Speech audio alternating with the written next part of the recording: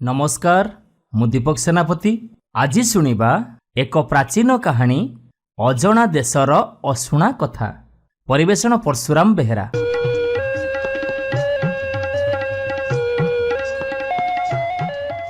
Jar धन नाही से दुखी।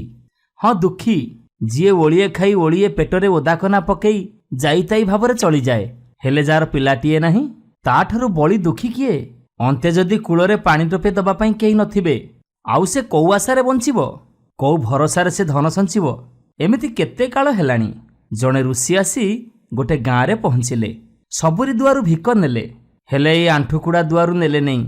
कहिले कि ता हातर भिक ठाकुरंक मणहिरे लागिबनी। एई कथाटी शुणी दुखी लोकटी मुंडरे आकाश छिड़ी पड़िला। से ऋषिंक पाद तले अजाड़ी ही पड़िला। पाद दीटाकू कुंढेईकी धरला जे आउ छाड़लानी। ऋषिंक मन तरली गला। से कहिले, अरे मु कौन करिबी, तो कपाଳରେ तो पुओ नाही, झीओटीए तोर हबो, एबे तू जा। सतकु सत केते दिन पर तार झीओटीए हेला। निक उआ चाउल परी गढ़ण। ना दिया हेला प्रभा। प्रभा धीरे धीरे बड़ हेला। ता बाप केते मूलक बुली बुली थकिला। ता लाखी बरपात्रटीए कोउठी मिललानी। एणे ता रूपकु जी देखिला से काठ पितुला परी छिड़ा ହେଇକି रहिला। माँ बुझिला बढ़िला झीओ, बेसी दिन घरे रखी हबनी। बाहाघर तो काई कोठी जुटुनी। या पाई दिने ना दिने कूलरे काली लागिबो। ता आगरु उपाय खंजिबा भल। माँ को गुणी मंत्र जना। से जेमिति मंत्र पढ़ी टोपाए पानी प्रभा उपरकू फोपाड़ी देइची। प्रभा काप्ताटीए ହେଇଗଲା। से घरु उड़ी चाଳରେ बसिला। चाळरू जाई गछरे बसिला। आउ तापरे गछरू उड़ी उड़ी कुआडे से पळेई गला। गोटे देशरे जने राजा थांती। से बड़ अबुझामणा। प्रजांक दुख गुहारी किछि शुणंतिनी। पारिधिकी जिबा तांकर बड़ शौक। दिने कौन हैला ना, पारिधिकी जाई दिन सारा बुलिले। कोउठी गोटिए हेले शिकार भी पाइलेनी। निराश होइकी घरकू फेरी आसुथांती। एतिकी बेले पाइक टोका विजय गोटिए सिंहाळ मारी राजांक छामुरे सुआई देला। राजा तो भारी खुशी। आज्ञा देले, अरे शुणु, एणिकी मु आउ शिकारकू आसीबिनी। तू प्रतिदिन शिकार करी नौरकू मांस जोगेइबू। दिनकू 300 काहाण कौड़ी भातिया पाइबू। विजय प्रतिदिन नौरकू मांस जोगौ थाए। दिने कौन हैला ना, किछि हेले जीवजंतु मिलिलानी। विचार कला चढ़ई मारी मांस देबी। या विचार करी जेमिति गोटे काप्ताकू से सर उंचेइची। काप्ता कहिला, एई मते मारो ना, मते तम घरकू नियो, पिठी आउंसी दियो, तमर मु बहुत उपकार करिबी। विजय जेमिति गेल्हेई गेल्हेई पिठी आउंसी देइची। फाउ किना निया जଳି उठिला। धुआं आकाशकू उठिला। ता भितरु बाहरी सुंदरी युवतीटीए छिड़ा ହେଇଗଲା। आउ सीए होउची प्रभा। रूप झटकरे सतेकी चारिदिग हाल्लोळ ହେଇଗଲା। विजय ताकू घरकू नहीं जाई बाहा ହେଲା। दी जण जाक महासुखरे रहिले। प्रभार रूप जेमिति गुण भी सेमिति। से जेमिति चिता मुरुज लेखि जाने, सेमिति काईच ओ मयूर पक्षीरे बिंचणा भी बुणी जाने। तार रेशमी सूता काम सबुठु सरस। विजय आउ शिकारकू गलानी। प्रभावतीर बुणा काम बिकी दी जण जाक बेस आराम चलिले। दिने प्रभा गोटे अपूर्व जिनिस बुणिला। जान से गोटे राज्य। सेठी राजा अछंती, मंत्री अछंती, देउळ अछि, दुर्ग अछि, पर्वत अछि, आउ अरण्य भी अछि। निरेखी देखिले बहुत जिनिस दिसे। विजय एई जिनिसटाकू हाटरे बिकिला। जाहाकू बिकिला ताठारु कटुआळ, कटुआळंग ठारु मंत्री, मंत्रींग ठारु राजा किणी नेले। राजांक हाथकू जेमती से जिनिस जाईची, राणी तांको ठारु झांपी नेले। सांगे सांगे राजा कटुआळकू बराद देले, शीघ्र एमती गोटे जिनिस तयारी करिकी आण। कटुआळ कहिला, महाराज हुकुम हेले जे जिनिस बुणीची ताकू आनी छामुरे हाजर करेइबी। जेते जिनिस आपणकर लोड़ा छामु ता हाथरु बुणेई नेबे। छामुरु हुकुम नेई कटुआळ गला। विजय थाउ थाउ प्रभाकू नौरकू आनिब केमिति, तेणु से सूत्र खंजिला। विजय को डाकी कहिला, तू अति शीघ्र अजणा देशकू जाई अजणा जिनिस आनिबू तो आण, नहेले नाली पाट पिंधेई बेकरे मंदार माळ पकेई तते कालींक देउळकू नेई बळी देबी। भाबिबाकू आउ बेळ नाही। विजय प्रभाकू बुझेई सुझेई अजणा देशकू गला। गला बेले प्रभा कहिला, हई हे तमे केते बाट चालिबो, ए पेंडुटी नियो, याकू उड़ेई देले ता पछे पछे तुमे भी उड़ी जीवो। जोठी तम पाद भूईरे लागिबो सेई अजणा राइज बोली जानिबो। विजय पेंडु पछे पछे उड़ीगला। बहुत बाट पारी ହେଇଗଲା। जाऊ जाऊ प्रभार हाथ तियारी जिनिसटा ତଳେ ପଡ଼ିଗଲା। ତାକୁ ଜଣେ ସ୍ତ୍ରୀ ଲୋକ ପାଇ ଡାକ ପକେଇଲା, କିଏ ମହାତ୍ମା ତମେ ଆକାଶରେ ଉଡ଼ି ଯାଉଛ, ଟିକେ ଓହ୍ଲାଅ। ବିଜୟ ଓହ୍ଲେଇଲା। ଜାଣିଲା ଯେ ସେ ସ୍ତ୍ରୀ ଲୋକଟି ହେଉଛି ପ୍ରଭାର ମା ଆଉ ତାର ଶାଶୁ। ଦୁହେଁ ଚିହ୍ନା ପରିଚୟ ହେଲେ, ଦୁଃଖ ସୁଖ ହେଲେ। ପ୍ରଭା ବାହା ହେଇଥିବା କଥା ଶୁଣି ତା ମା ଭାରି ଖୁସି ହେଲା। ଦିନେ ଓଳିଏ ଶ୍ୱଶୁର ଘରେ ରହିବା ପରେ ବିଜୟ କହିଲା, ମୁଁ ଅଜଣା ଦେଶକୁ ଯିବି। କେମିତି ଯିବି? ମା ମନ୍ତ୍ର କରିଦେଲା ଯେ ଦେଖୁ ଦେଖୁ ଯୋଡ଼ାଏ ଅସୁର ଛିଡ଼ା ହେଇଗଲେ। ତାଙ୍କର ଡେଣା ଅଛି। ବିଜୟ ଆଉ ତା ଶାଶୁ ଦୁଇ ଜଣ ଯାକ ଦି ଜଣଙ୍କ ପିଠିରେ ବସିଲେ। ଅସୁର ଦିଟା ଖଣ୍ଡିଆ ଭୂତ ପରି ଆକାଶରେ ଉଡ଼ିଗଲେ। ଟାଙ୍ଗରା ମୁଣ୍ଡିଆ ପାହାଡ଼ ଆଉ ଅଗନା ଅଗନି ବନସ୍ତ ପାରି ହେଇଯାଇ ସମୁଦ୍ର କୂଳରେ ପହଞ୍ଚିଲେ। ପାଣି ଉପରେ ପହଁରିବାର ଶକ୍ତି ଅସୁରଙ୍କର ନାହିଁ, ତେଣୁ ସମୁଦ୍ର କୂଳରେ ଅସୁରମାନେ ଅଟକିଲେ। ସେଉଠୁ ଶାଶୁ ମନ୍ତ୍ର କରିଦେଲା ଯେ ତିମି, ମଗର, ସାଙ୍କୁଚ, ବଡ଼ ବଡ଼ ମାଛ ଆଦି ଯାବତୀୟ ଜଳଜନ୍ତୁ ସମୁଦ୍ର କୂଳରେ ଦେଖାଦେଲେ। ଶାଶୁ ପଚାରିଲା, ଅଜଣା ମୂଲକ କଥା କିଏ ଜାଣିଛ? ଜାଣିଛ ଯଦି କୁହ, ଆଉ ୟାଙ୍କୁ ସେଇଠିକି ନେଇଯାଅ। କାହାରି ପାଟିରୁ ବଚନ ବାହାରିଲାନି। କେବଳ ଗୋଟିଏ ବୁଢ଼ା ବେଙ୍ଗ ମୁଣ୍ଡ ଟୁଙ୍ଗାରିଲା। ଶାଶୁ ବେଙ୍ଗକୁ ଆଣି ଗୋଟିଏ ଦୁଧସରାରେ ଥୋଇଲା। କହିଲା, ଆରେ ବେଙ୍ଗ, ତୁ ତ ଏଡ଼େ ଟିକିଏ, ୟାକୁ କେମିତି ତୁ ପିଠିରେ ବୋହିବୁ? ଇଏ ତ ତୋ ପିଠିରେ ପାଦ ଦଉ ଦଉ ତୁ ରସାତଳକୁ ଗମିବୁ। ବୁଢ଼ା ବେଙ୍ଗ ଆଖିକୁ ଢଳ ଢଳ କରି କହିଲା, ମତେ ତମେ କ'ଣ ମନେ କରିଛ କି? ଦେଖିବ ଏଇନେ। ଦେଖୁ ଦେଖୁ ବେଙ୍ଗଟା ଫୁଲି ଗୋଟେ ଚାଲୁଣୀ ପରି, ଚାଲୁଣୀରୁ ଇନ୍ଦ୍ରଦୁମ୍ନ କଇଁଛ ପରି, କଇଁଛରୁ ବଢ଼ି ଗୋଟେ ବୋଇତ ପରି ହେଇଗଲା। ବିଜୟ ଦେଖିକି କାବା। ସେ ଖୁସିରେ ଯେମିତି ତା ପିଠିରେ ବସିଛି, ସେ ଢେଉ କାଟି ପହଁରିଗଲା। ଏଣେ ଯେତେ ଜଳଜୀବ ଆସିଥିଲେ କିଏ କୁଆଡ଼େ ଉଭେଇ ଗଲେ। ଗୋଟିଏ ଦିନ ଗୋଟିଏ ରାତି ପହଁରି ପହଁରି ବେଙ୍ଗ ଯାଇ ଗୋଟେ ଟାପୁରେ ପହଞ୍ଚିଲା। କେହି କୁଆଡ଼େ ନାହାନ୍ତି। ଗଛର ସାଇଁ ସାଇଁ ଶବ୍ଦରେ ସତେ ଯେମିତି କାହାର ନିଶ୍ୱାସ ଶୁଭୁଛି।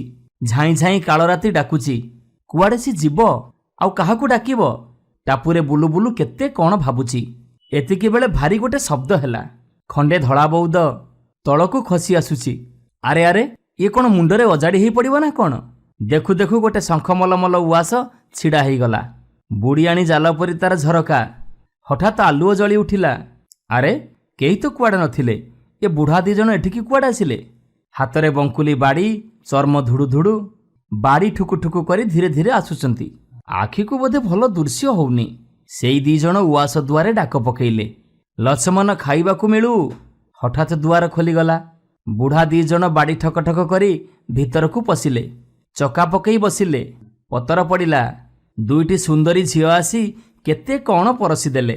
ସୁସା କରି ବୁଢ଼ା ଦି ଜଣ ଗୁଡ଼ାଏ ଖାଇଲେ। ଖାଇକି ହାକୁଡ଼ି ମାଇଲେ। ଓଦର ଭଳିଆ ପେଟ ଓଳେଇ ପୁଣି କୁଆଡ଼େ ଚାଲିଗଲେ। ବିଜୟର ପେଟ ଭୋକରେ ହାକୁ ହାକୁ ହେଉଥାଏ। ଶୋଷରେ ତଣ୍ଟି ଶୁଖି ଯାଉଥାଏ। ଭାବିଲା, ବୁଢ଼ାଙ୍କ ପରି ସେ ଡାକିବ କି? ପୁଣି ଭାବିଲା, ସବୁ ଯାଉ, ହେଲେ ମହତ ଥାଉ। ମହତ ଗଲେ ନ ମିଳେ ଆଉ, କାଳେ କିଏ କ'ଣ କହିବ। ପୁଣି ଭାବିଲା, ଏବେ ଯଦି କିଛି ନ ଖାଇବ ସେ ତ ମରିଯିବ। ଡାକିବ ନ ଡାକିବ ଏମିତି ଭାବି ତୁଣ୍ଡରୁ ବାହାରି ପଡ଼ିଲା, ଲଛମନ କିଛି ଖାଇବାକୁ ମିଳୁ। ଆଗ ପରି ସେମିତି ଦୁଆର ଖୋଲିଗଲା। ବିଜୟ ଚକା ପକେଇ ବସିଲା। ଦି ଜଣ ଅପ୍ସରା କେତେ କ'ଣ ପରସି ଦେଲେ। ଲଛମନ କୁଆଡ଼େ ଥିଲା ଆସି ପହଞ୍ଚିଲା। ଛେଚା ପିଟା ତାର ବାହା, କବାଟ ପରି ଓସାର ତା ଛାତି, ପିତ୍ତଳ ହାଣ୍ଡି ପରି ମୁହଁ, ତମ୍ବା ପାତ୍ରୀ ପରି ଆଖି। ବିଜୟ ଟିକେ ଶଙ୍କି ପଡ଼ିଲା। ଇଏ ତ ଜଣେ ପହିଲିମାନ। କିନ୍ତୁ ଲକ୍ଷ୍ମଣର ଆଦର ଦେଖି ତା ଭୟ ଦୂର ହେଇଗଲା। ସେ ସ୍ନେହରେ ଡାକିଲା, ଲକ୍ଷ୍ମଣ, ତମେ ବି ଆସ, ମୋ ସାଙ୍ଗରେ ଖାଇବ।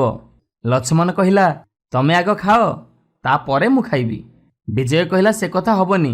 ତମେ ଯଦି ମୋ ସାଙ୍ଗରେ ବସି ନ ଖାଇବ ତାହେଲେ ମୁଁ ପାଣି ଟିକେ ବି ଛୁଇଁବିନି। ଲକ୍ଷ୍ମଣ କହିଲା, ସିଏ ଯୋଉ ବୁଢ଼ା ଦି ଜଣକୁ ତମେ ଦେଖିଲ, ମୁଁ ତାଙ୍କୁ 50 ବର୍ଷ ସେବା କଲିଣି। ଦିନେ ହେଲେ ପିଠିରେ ଟିକେ ହାତ ମାରିଦେଇ କହନ୍ତେ କି, ଯାହା ଦେଲ ଖାଇ ସନ୍ତୋଷ ହେଲୁ। ଅସଲ କଥା କ'ଣ କି, କିଏ ଯେ ମୋତେ ଭଲ ପାଏ ଆଉ ମୁଁ ତାର।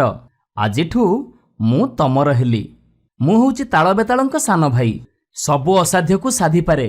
ତମେ ଯାହା ଖୋଜିବ ମୁଁ ତାହା ଆଣିଦେବି। ଲକ୍ଷ୍ମଣ କ'ଣ ମନ୍ତ୍ର ଫୁଙ୍କିଦେଲା ଯେ ଦେଖୁ ଦେଖୁ ଉଆସଟି କୁଆଡ଼େ ଉଭେଇଗଲା।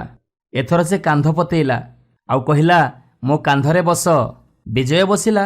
ବିଜୟ ମେଘ ଭିତରେ ଉଡ଼ି ଉଡ଼ି ଚାଲିଲା। ଦରିଆ ମଝିରେ ଲକ୍ଷ୍ମଣ ପୁଣି ମନ୍ତ୍ର ପଢ଼ିଲା। ଦେଖୁ ଦେଖୁ ଗୋଟେ ଦୀପଦଣ୍ଡି ହେଇଗଲା। ଦି ଜଣ ଯାକ ସେଇଠି ରହିଲେ।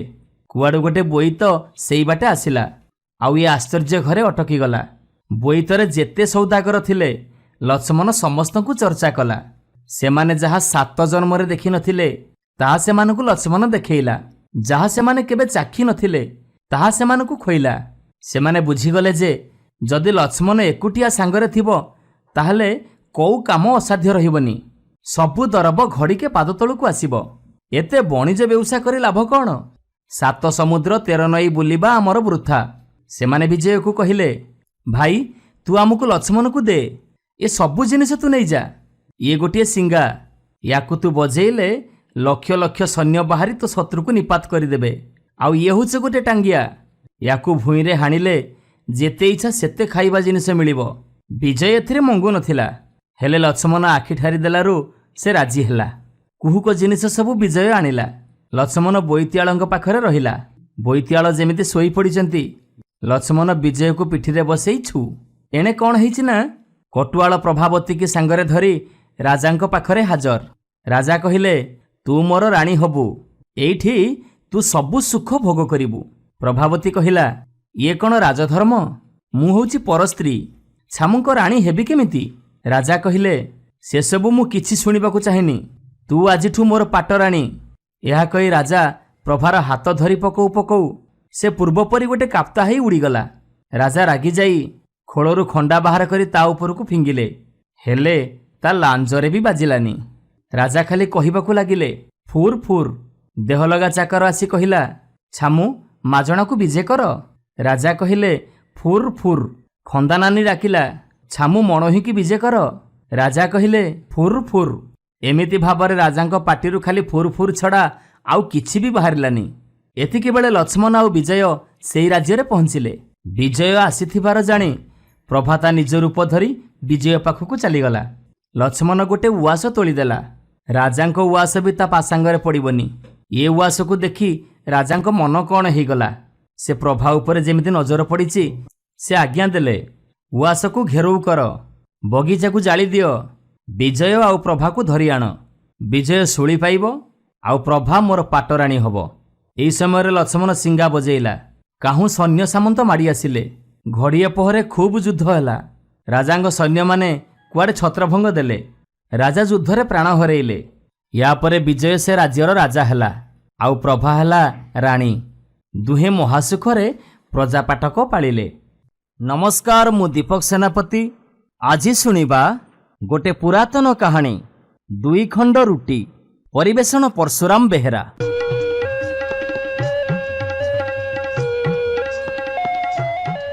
ପିତାଙ୍କ ମୃତ୍ୟୁ ପରେ ତାଙ୍କର ତରୁଣ ପୁତ୍ର ସିଂହାସନ ଆରୋହଣ କରିଥାନ୍ତି।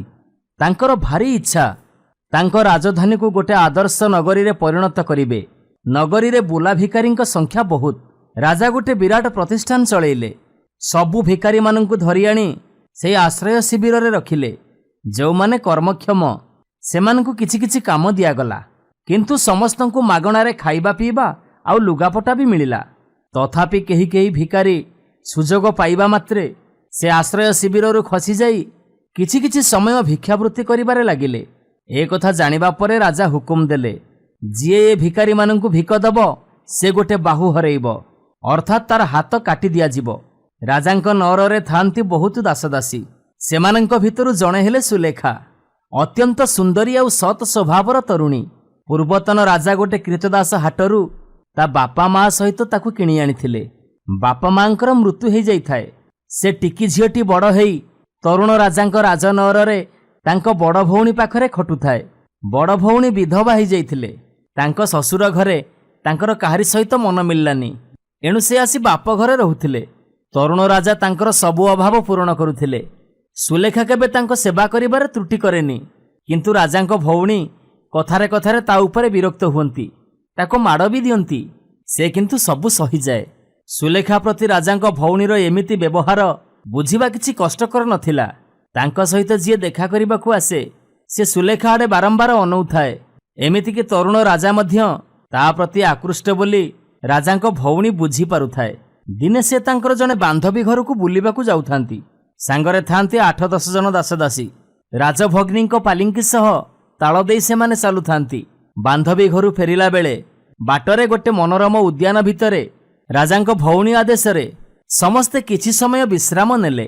ସମସ୍ତଙ୍କୁ ଯୋଡ଼ିଏ ଲେଖାଏଁ ରୁଟି ଖାଇବାକୁ ଦିଆଗଲା। ସୁଲେଖା ରୁଟି 2 ଖଣ୍ଡ ଧରି ଜଳାଶୟ ଆଡ଼େ ଯାଉ ଯାଉ गोटे गछ तले जड़े वृद्ध बसिथिबार देखिला। से दिशुथिले खूब संभ्रांत किंतु अत्यंत क्लांत आउ क्षुधार्थ मध्य। सुलेखा पचारिला, आपण बोधे खूब हालिया हेई पड़िचंती। से लोक जनक कहिला, हाँ झियो, आज सकाळु दले डाकू मोर समस्त जिनिस लुटि नेले। मु मोर जड़े बंधुंक घर को जड़े बाटोई हाथ में खबर पठेइछि। से आसीबा पर्यंत मु एठी ताकू अपेक्षा करिछि। सुलेखा निजे क्षुधा अनुभव करुथिबा सत्ते तांकु निज रुटी 2 खंड धरई देला आउ कहिला, दयाकरी ए रुटी 2 खंड ग्रहण करंतु। आशा करुछि आपणक बंधु सहल आसीजिबे। दूररु थाई ए दृश्य देखुथिले राजांक भौणी। से तत्क्षणात सुलेखा को धमक देई कहिले, राजा आज्ञा विरुद्धरे गलु, तोर एडे बहप। काहाकू भिक देले की प्रकार दंड मिलिबो ता तू जानिछु तो? सुलेखा कहिला, मु काहाकू भिक देइनी। से जणे बाटोई असहाय, से मते मागी नाहंती किछि। मु मो निज तरफरु तांकू रुटी 2टा देइछि। से किंतु भिकारी नहंती। से भोकिला। राजांक भौणी सुलेखार कथारे बहुत रागी जाई कहिला, चल राजांक पाखकू चल, सेठी एक कथा विचार हबो। नौरे पहुंचीबा मात्रे से राजांक आगरे एई अभियोग कले, मो सामने तम आदेश अमान्य करी ए सामान्य दासी भिकारी को भिक देला, तार बाहुटीए कटा हवा दरकार। राजा कहिले, ठीक कथा। सेदिन पड़ोशी राज्यर राजकुमार तांकर अतिथि हेइथांती। राजा तांको संबर्धनारे व्यस्त थांती। राजांक भौणी कटुआल को राजांक निर्देश जणई देले। तांकर परिचारिका माने मध्य कहिले, ए कथा सत्य। काल विलंब नकरी कटुआल सुलेखा को राज उद्यानर गोटे कोण को नहीं जाई तार बाम बाहुटी काटिदेले। दयालु राजवैद्य दौड़ी आसी सुलेखा को उद्यान मध्यरे थिबा मंडप उपरे सुआई तार बाहुमूलरे औषध देई पट्टी बांधिदेले। अतिथि को विदाय दे राजा से उद्यान बाट दे आसुथिले। आउ ए दृश्य देखिले सेतेबेले सुलेखा अचेत ही पड़ी थाए। राजा केबे कल्पना करि नथिले सुलेखा ही अपराधिनी। से एकथा मध्य कल्पना करि नथिले कि तरबररे देइथिबा मंतव्यटी तत्क्षणात कार्यकारी हेजिबो। संताप और अनुताप जर्जरित राजा राजवैद्य को अनुरोध कले, सुलेखा को जेमिति हेले सुस्थ करंतु। सेई दिन ठारू राजा निजर बड़ भौणी सहित कथबार्ता करिबा बंद करदेले। अनुसंधान करी से यहा मध्य बुझिथिले जे सुलेखा कौनसी भिकारी को भिक देई नथिला, जणे बाटोई को सहायता करिथिला मात्र। सुलेखा सुस्थ हेला, हेले से विकलांग। तथापि राजा तांकू बाहा हबार सिद्धांत घोषणा कले। राजमाता शଯ୍या साई थांती। राजांक भौणी जाई तांको पाखरे राजांक सिद्धांत विरुद्ध रे नालिश कले, किंतु राजमातांक बारण सत्ते अनुतप्त तरुण राजा निज सिद्धांत रे अटल रहिले। राणी सुलेखांकर आचरण रे समस्ते मुग्ध होतांती। राजांक भौणी आतंकित होई पडुथांती, किंतु सुलेखा तांको प्रति कौनसी मंद व्यवहार करू नथांती। तांकर सबु सुविधा असुविधा बुझुथांती। इतिमध्यरे सुलेखा एक पुत्र संतान जन्म देइथिले। या द्वारा राजांक भौणीर खूब ईर्षा होउथाए। किछि दिन तले अतिथि आसीथिबा राजकुमारंक विवाह उपलक्षे राजा तांक सहर को गले, किंतु सेठारे से हठात असुस्थ होई पड़िले। तांको अनुपस्थितर सुजोग नेई राजांक भौणी राजमाता को बुझेइले, सुलेखा प्रकृତରେ मानव रूपी पिशाचिटिए, नहले गोटिए हाथ नथिबा सत्ते से राजा को केमिति मोहाच्छन्न कला। राजमाता भूत प्रेत पिशाचंग प्रति खूब विश्वास थांती। तांका कन्यार केते जन परिचारिका सुलेखा को केते थरा श्मशानरू फेरुथिबार देखिथिबा कथा मिछरे कहिले। ए केते तांको परामर्श अमान्य करी तांको पुओ सुलेखा को विवाह करिथिला। पुणी से पिशाची बोली प्रत्यक्ष साक्षी भी मिलुची। पुओर मंगल दृष्टिरू राजमाता कठोर निष्पत्ति नेले। से तांको स्वामींकर अर्थात परलोकगत राजांकर केतक विश्वस्त अमात्यंकु डाकी अनुरोध कले, सुलेखा को ता पुत्र सह अरण्य मध्य को नहीं हत्या करा जाऊ। एकथा जेमिति केही जानि न पारंती। निशार्धरे सुलेखा को आउ ता पुओ को हरणचाल करि नियागला। नगरी सीमांतरे अरण्य। घातक माने राजमाता और राजांक भौणी को आदेश पालन करी जेते दूर संभव अरण्यर गभीर प्रदेश को जाई सुलेखा को बध करने निमंते उद्यत हेले।